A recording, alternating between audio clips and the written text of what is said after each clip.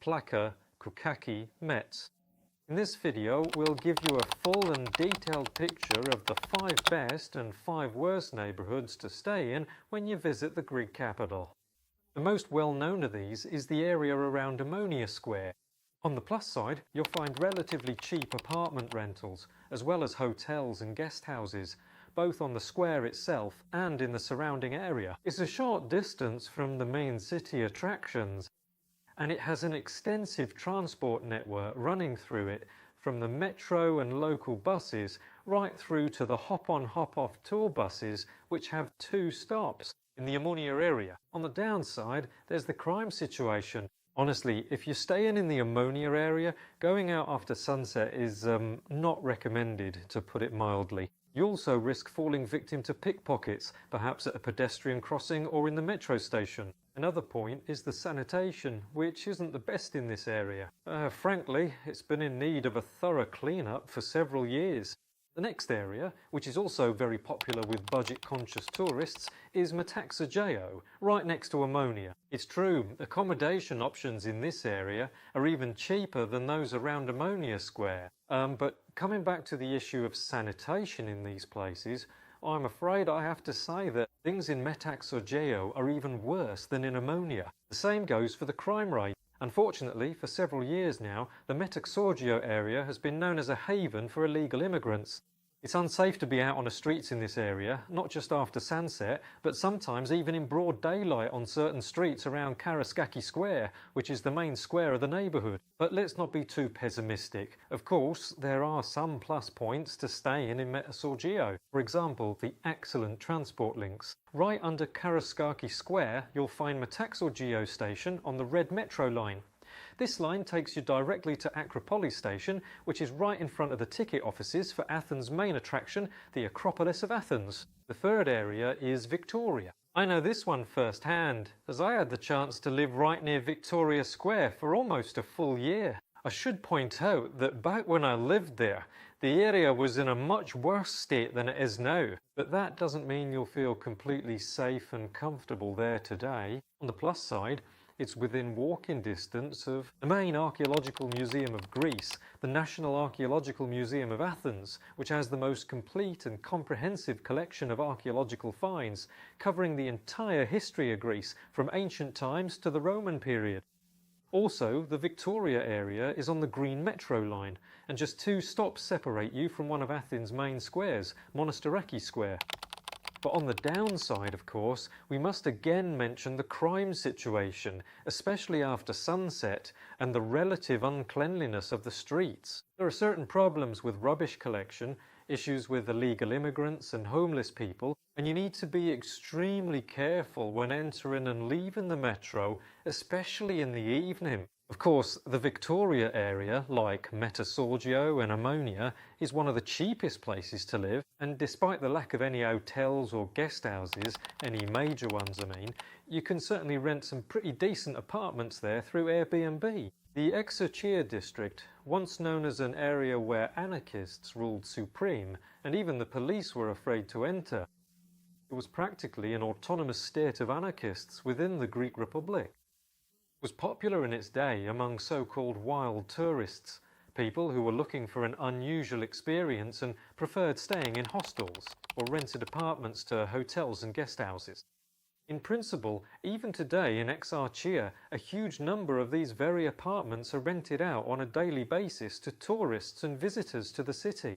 But in recent years, the area has lost its former character, that certain lawlessness and anarchy, which is bad news for wild tourists. The area has become much safer in recent years. A huge number of homeless people who used to be part of its landscape have been driven out. It can certainly please you with its pleasant tavernas, cafes and decent bars, but on the downside, you can note its disorganisation and the continuing abandonment and neglect, as well as the likely noise from the current construction of the 4th line of the Athens metro, as one of its stations will be located right on Exarcheia Square, in the very centre of the district.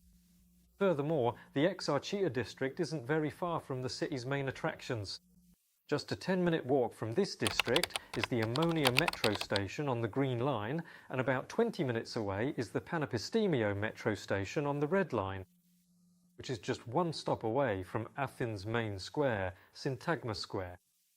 Another district often recommended to tourists on various websites is Petralona, located just south of the Thiseio district, which adjoins Philopapou Hill and one of Athens' main squares, Monasteraki Square. The Petralona district is quite remote from the main city attractions, which means you'll have to use public transport to get around the city, and that might not always be convenient.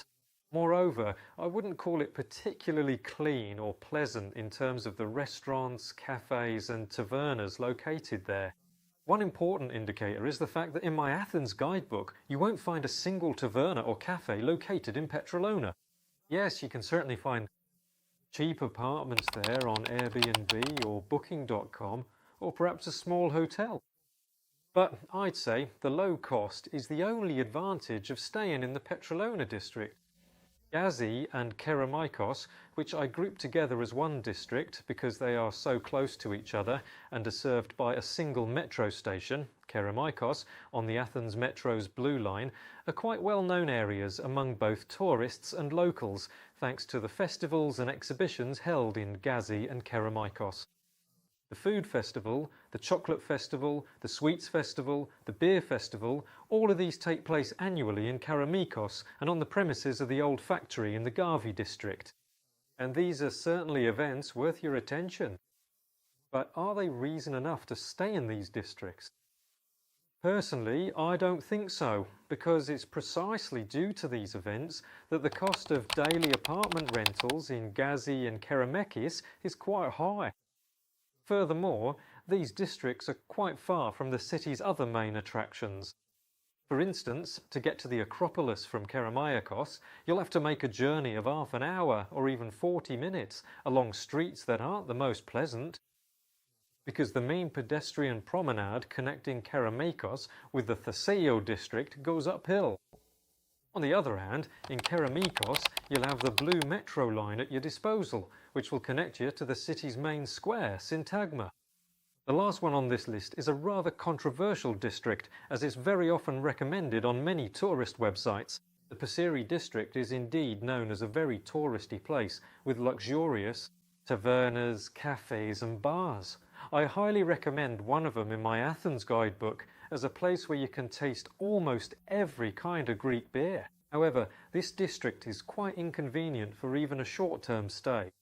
Due to its location and status, it's quite noisy.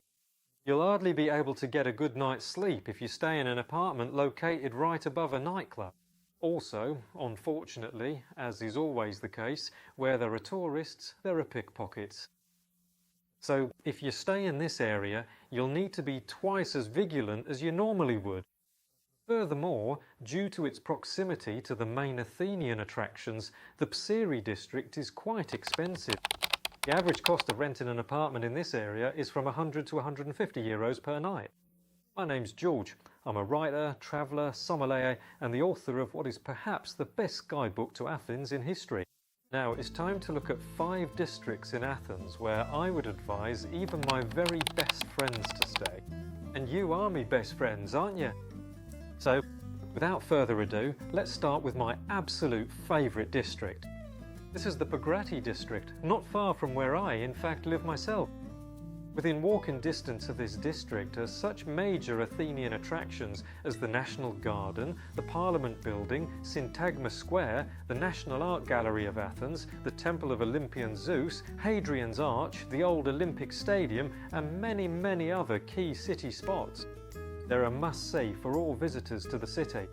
This district can't be called the cheapest for short-term rentals. Also, there are no hotels or guest houses. It mainly offers its guests daily rentals through services like Booking and Airbnb.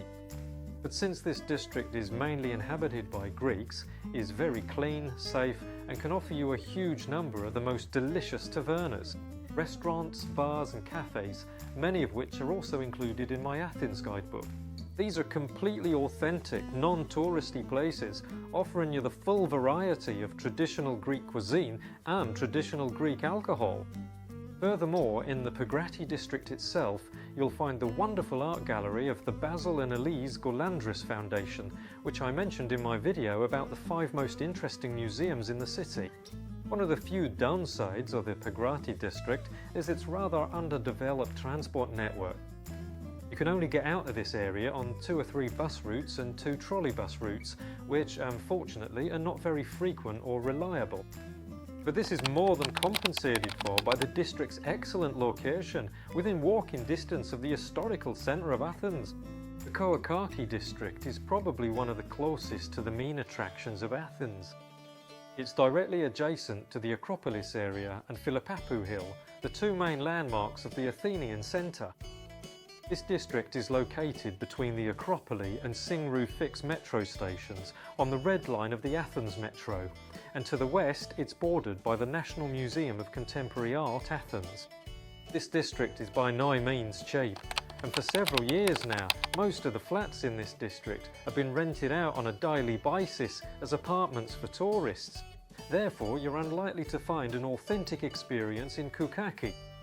Unfortunately, almost the entire district is geared towards tourists, and the prices in the bars, restaurants and tavernas in the Koukaki area reflect that.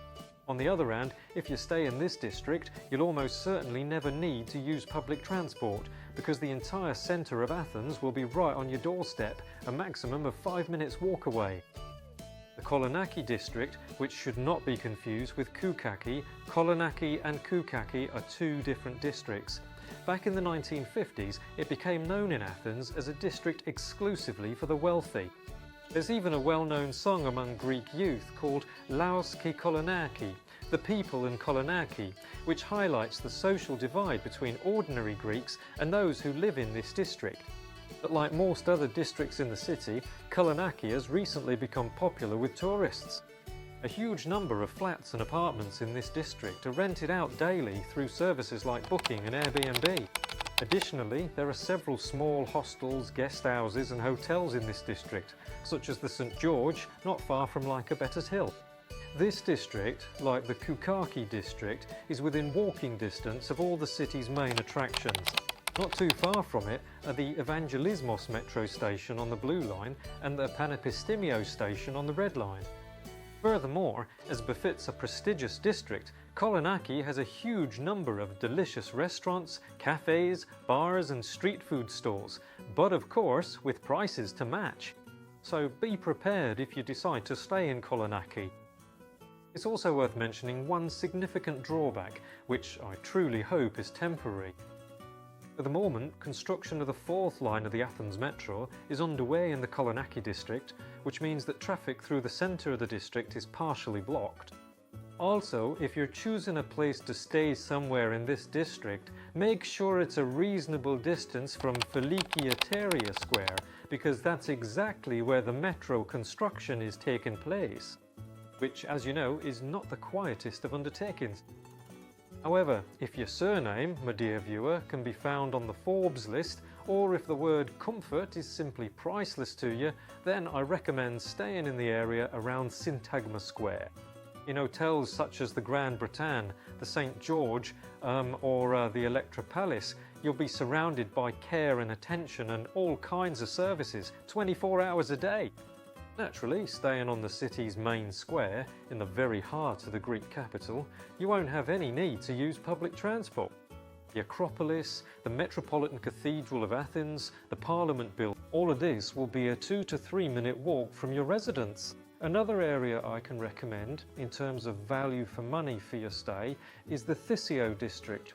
It's located right next to the Plaka district and Monastiriki Square, and is also connected by Ermou Street to the main square in Athens, Syntagma Square.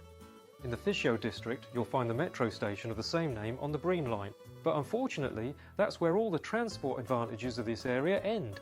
On the other end, within walking distance from where you're staying, you'll have the Athenian Agora, the Athenian Acropolis, the archaeological site of Keramikos, Syntagma Square, and almost all of the main Athenian landmarks.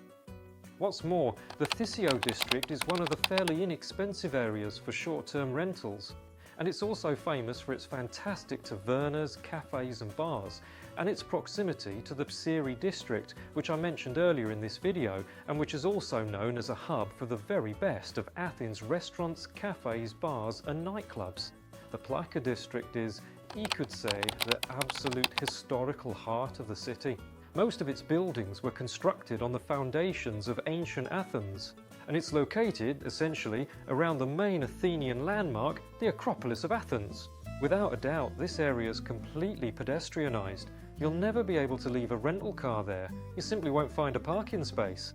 On the other hand, within walking distance, you'll have the Acropolis metro station on the red line and Monastiraki on the green line of the Athens metro. Not to mention all the key city landmarks, and some, at times, pretty decent cafes and bars. On the other hand, you need to be very careful with the tavernas located in this area, because most of them are what you'd call tourist traps. Unfortunately, the tavernas in the Plaka district mostly cater to tourists, which means that the prices will be 2 or even 3 times higher than in the tavernas I mention in my Athens guidebook, for example, while the quality is 2 or even 3 times lower, because a tourist is hardly ever going to visit that taverna a second time. And, as promised, I'll tell you about the area where I would stay myself if I were a tourist. In my opinion, this area is very underrated and underlooked by visitors to the city, and quite undeservedly so. This is the Metz district, which is also not too far from the old Olympic Stadium, literally opposite the Temple of Olympian Zeus, in the area of the first cemetery of Athens. It's one of the city's important landmarks and a genuine open-air museum of marble sculpture. The Metz district was known not so long ago, much like the Omonia district in its time, as the Montmartre of Athens, because it was in Metz that Greek jazz was born. To this day, the Metz district is home to 2 jazz clubs that are quite popular with Athenians, where live music's played on Fridays, Saturdays and Sundays. This district is very quiet, clean and pleasant. It doesn't have a huge number of cafes, restaurants and bars, but everything that is in this district is absolutely worthy of your attention. What's more, if you stay in Metz, you'll also be within walking distance of all the main Athenian landmarks, and you'll never have any problems with public transport, because the Metz district is served by 2 Athenian tram lines, as well as 3 Athenian trolleybus routes and about 4 Athenian bus routes. And just a 20-minute walk from the Metz district, you'll find the Acropolis metro station on the red line.